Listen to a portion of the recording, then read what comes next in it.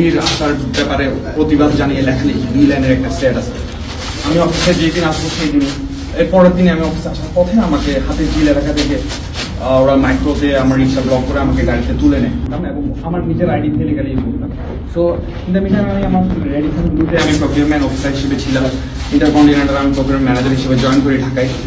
এবং ওই সময় মোদি যখন 2020 সালে আসতেছিল তখন আমি ওই মোদির আসার ব্যাপারে প্রতিবাদ জানিয়ে লেখালি 2 লাইনের একটা স্ট্যাটাস।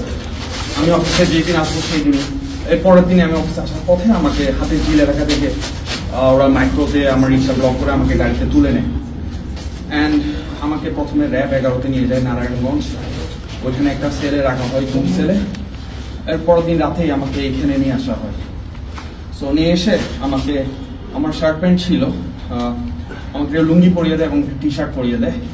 সো পরার পরে আমাকে, আমি তো ব্লাইন্ড ফোল্ডেড ছিলাম, তো আমি এখানে আমাকে বলে শুয়ে থাকো তুমি এখানে।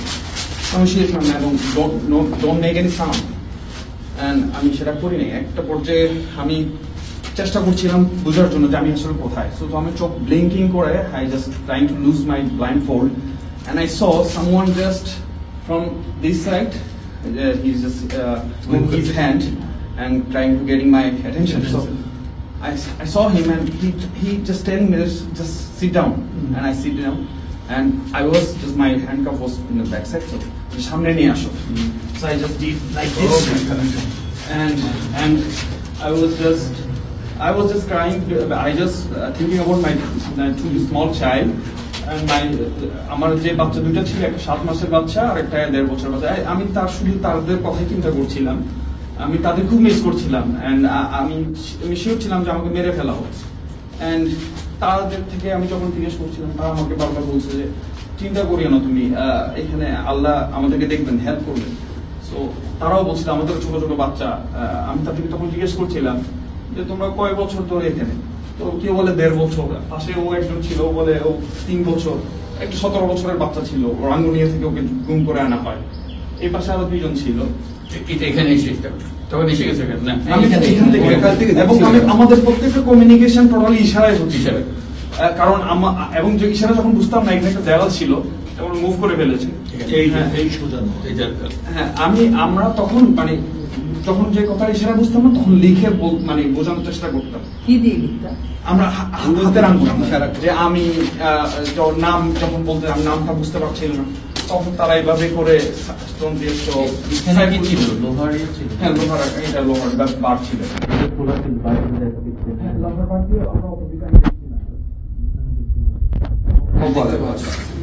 তো ওরা তো আসলে আমাদের টোটালি সাউন্ড করতে মানা করতো। সো ওরা যখন আসতো তখন সাথে সাথে আমরা আবার ব্লাইন্ড ফোল্ডে যখন নামি, আমরা আবার পিছন দিকে গিয়ে শুয়ে যেতাম। তো এইভাবে করে আমাদের দিনগুলো পার হতো। এবং তারা এবার এই পাশে, আমার ডান পাশে একটা ছেলে ছিল। সো কিছুক্ষণ পর পর খুব মারতো, তো কন্টিনিউয়াস মারতো এবং ও যতক্ষণ না কান্না থামাতো না, চিৎকার থামাতো না, ওকে মারতো। সো আমি তখন জিজ্ঞেস করতাম ওকে কেন মারতেছে। তো সব বলতে হয় ওকে মারতে মারতো পাগল হয়ে গেছে এবং ন্যাংটা দাঁড়ায় থাকতো, এই জন্য ওকে মারতো। এবং ওকে কন্টিনিউয়াস মারতো যতক্ষণ ও সাউন্ড বন্ধ করতো না।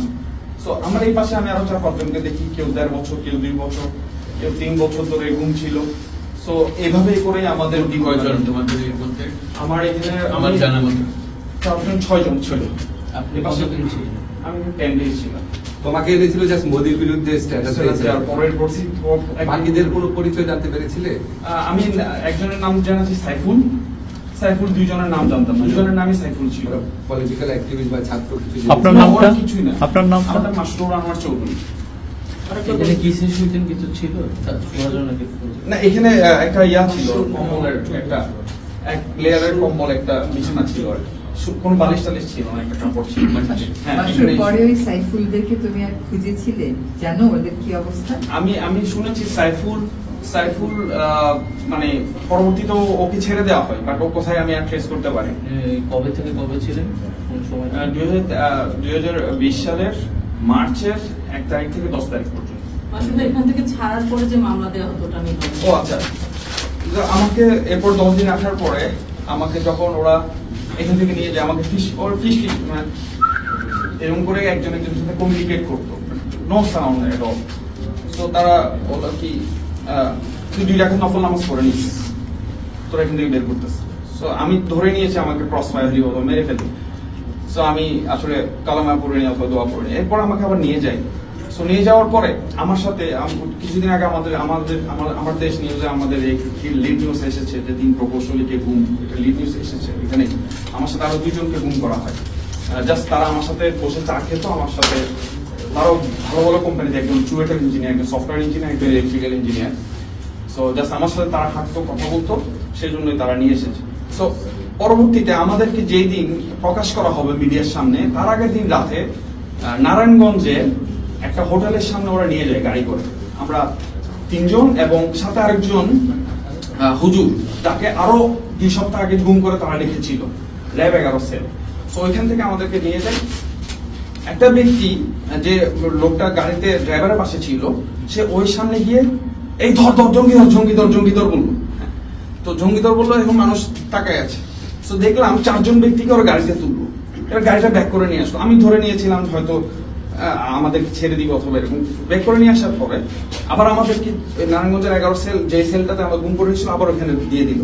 পরের দিন সমস্ত মিডিয়ার সামনে আমাদেরকে এভাবে দাঁড় করিয়ে ক্যামেরাম্যানরা বললো, মিডিয়াম্যানরা বললো যে আপনারা হাঁটেন। হ্যাঁ, আমরা হাঁটলাম। হাঁটার পরে আবার যান, আবার আমাদেরকে ঢুকে ফেলা হলো সেলে। পরের দিন আমাদেরকে জেলে দেওয়া হলো, জেলে নিয়ে যাওয়া হলো।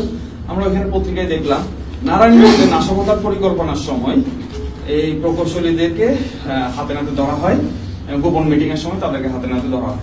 এরপর আমার my career already destroyed, and I was a procurement manager in multinational companies, and I earned 6-digit salary, and that is a big point in my career. Within 3 years I became manager, and everything was gone, and still I'm suffering in financial crisis. I have 3 child, and আমি কেসে এখনো হাজিরা দিই, আমার কেসটা এখনো চলছে।